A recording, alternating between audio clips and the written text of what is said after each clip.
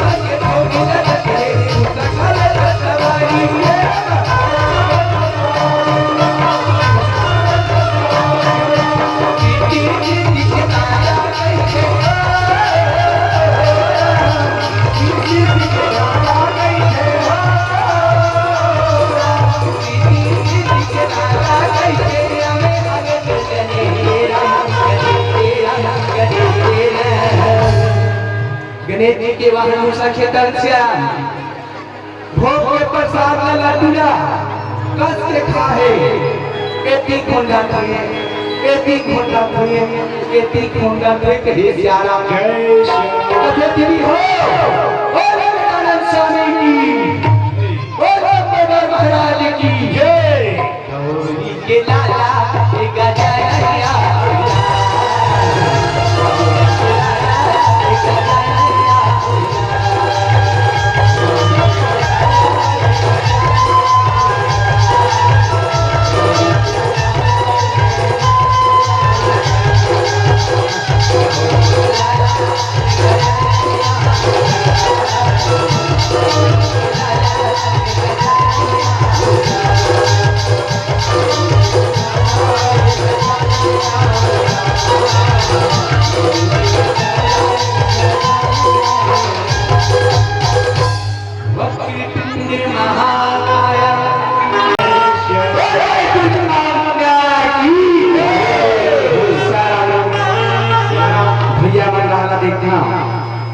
नाने नाने संगी साथी संगवारी में डहला देखते होगा तो पहले जोर से जय ऐसे कहीं के जय बुलावा थे कहीं श्याम लेकिन दीदी में डहला देखते होगा बहनी में डहला देखते हैं तो राम राम राम जय जय कहीं कहा थे कहीं श्याम दीदी की तरफ में सच के रखे देखते जाए बगल में भैया वाले के है और हम लोगों से जयकारा लगाओ तो का कहीं का आवाज भी कहे श्याम मेरा संतोष करे के बात नहीं है मोटा आज ही आ गई है भगवान के भक्ति के मेरे को की क्या गोपाल पुत्र न कोई कहे श्याम अरे भ्रष्टाचार से पार हो गए हम कथा सुनने वाले हैं परमात्मा के भक्ति के करा है तो यही जयकारा के माध्यम से परमात्मा ही का जानते वो भक्ति लगे रहती और कथा प्रसंग ध्यान पूर्वक सुनाते कहे चारा ए बारी चुपके मनाई हो ए बारी हमरा नहीं चुकना है अब कैसे जयकारा लगाना है दीदी अब कैसे जयकारा लगाना है भैया दोनों हाथ का ऐसे ऊपर उठा के जयकारा लगाना है कहे चारा जय दुर्गा मैया की जय ये दे भाई अभी कैसे लागी एक के धरती के कहे ना दीदी हो तहु राम माय हो गए आपके ग्राम में स्पीकर के माध्यम से आवाज जाते वहां तक के पूरा राम माय हो गए और आपके ग्राम राम राम हिला लगा के कहे सारा जय सारा दोस्तरा भवानी दाहरी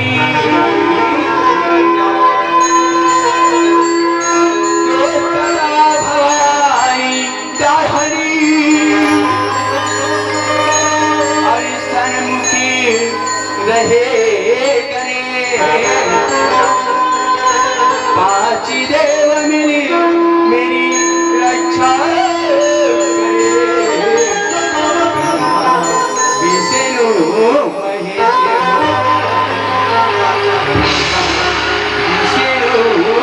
महेश सर्वमंगल मालेषु शिवे सर्वसाधिके त्र्यंबके गौरी नारायणी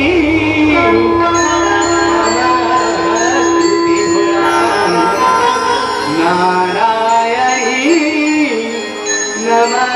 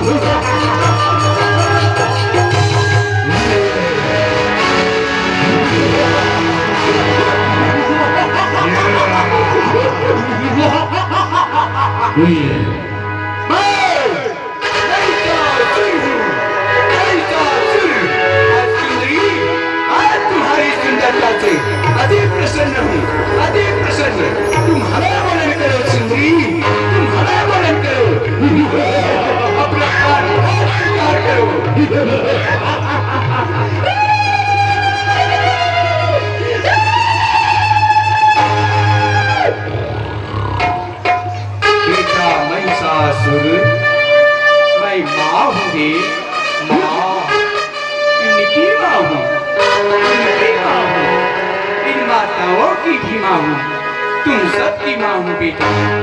तुम मुझे पहचानो, मैं मोक्षदायिनी हूँ, मैं तुम्हें मोक्ष प्रदान करने के लिए आई हूँ। मैं माँ हूँ बेटा, माँ।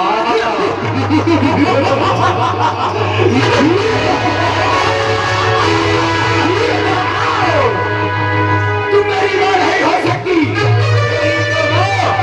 केवल महेश जी है, महेश जी। और सुंदरी, मैं तीनों लोगों का स्वामी हूँ, तीनों लोगों का स्वामी। तुम हमें वरण करो सुंदरी, तुम हमें वरण करो, तुम हमें अपना प्राण न स्वीकार करो।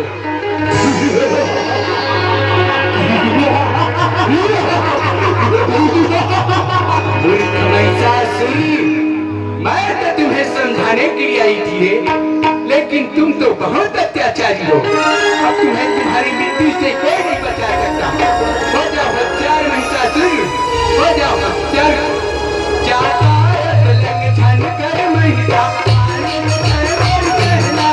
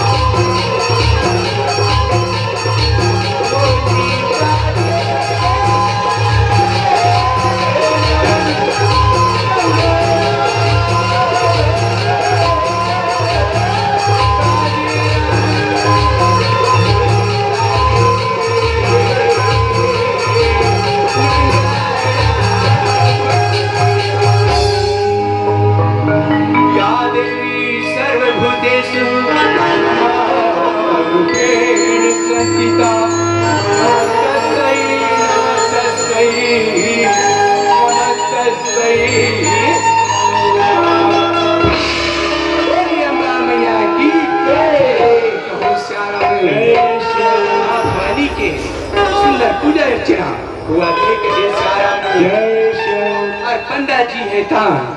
माता जीला सुंदर पूजा अर्चना करत ले जावा के कहे श्याराम जय श्याराम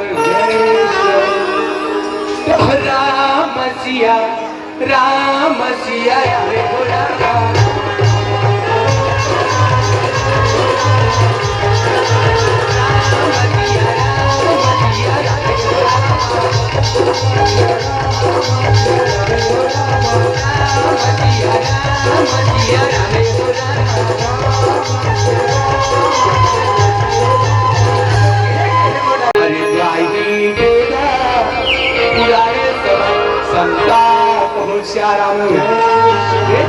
भगवान विष्णु हेता श्री रामचंद्र जी के अवतार ले रही कहे श्याराम वही समय 1000 फुट वाला शेष राम जी हेता लक्ष्मण जी के अवतार ले रही कहे श्याराम तो परम पिता परमात्मा के चरण कमला लेस मात्र ने छोड़ी तेना तो परम पिता परमात्मा के पार भी लगा सकीस तो मैं तो एक मुख वाला एक ज्ञानी बालक कब कहे श्याराम प्रभु के महिमा के क्या गुणगान कर सकता हूँ क्या बखान कर सकता हूँ कहे श्याराम आप मन कले सुने हुए कथा प्रसंग बोल रही हो आप के सामने पड़ोसे के प्रयास कर सकता हूँ कहे श्याराम कथा कहानी में कोई भी प्रकार की त्रुटि हुई बोल रही हो तो सुंदर सज्जन हमें छोटे से निकाला अपन नहीं क्या समझ के प्रेम के आशीर्वाद दे जय श्याराम जय श्याराम राम सिया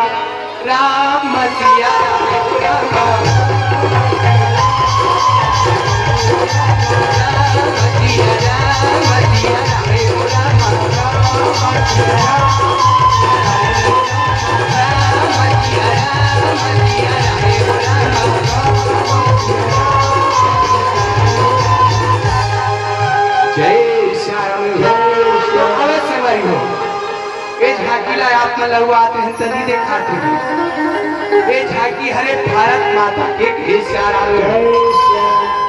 हेमन भैया हमारे सरपंच से तो कथे सो मंच मन में जाते हो तो भारत माता झांकी देखा तो हमारे गांव कैसे नहीं देखा जी कहे श्याराम तो ठीक है भैया एक बार जरूर फागुन कहे श्याराम आज हमारे अमर शहीद मन हेता अपन जान के बाजी लगा के आज हर भारत देश का आजाद करें कहे श्याराम कत्तो लइका मन अनाथ हो गए कत्तो बहनी मन के मांग के सिंदूर उजड़ गए कत्तो दीदी मन भाग हो गए तो और समझो कैसन कैसन तकलीफ पाके कैसन कैसन दुख पाके हमारे देश का आजाद करें झांकी के माध्यम से दिखन कहे श्याराम भारत माता की हरे लहा रे लहा रे लहा रावणी रामा हरे हरे रावणी रामा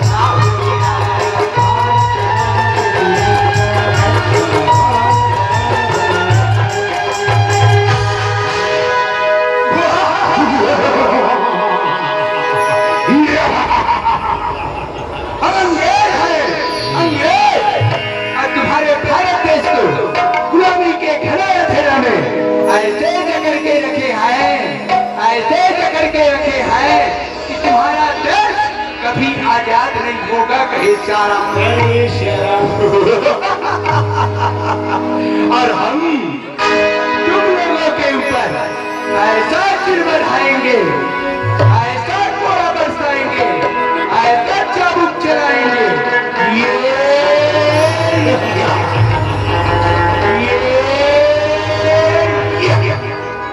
माँ तुम्हें शक्ति दो माँ,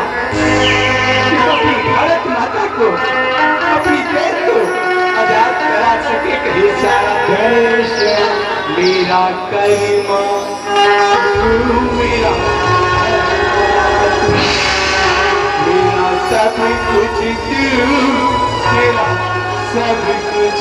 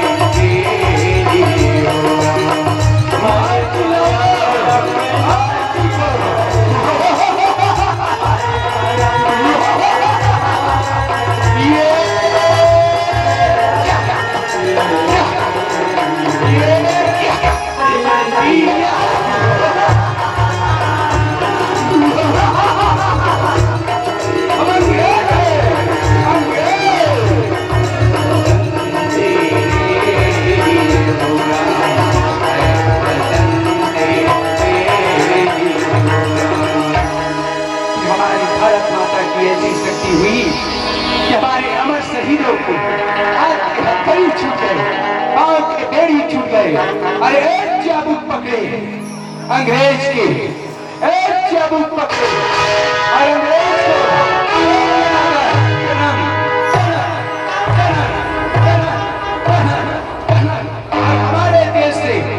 भगाए कहे चारा में। हमारे देश में फिर से खुशियों की लहर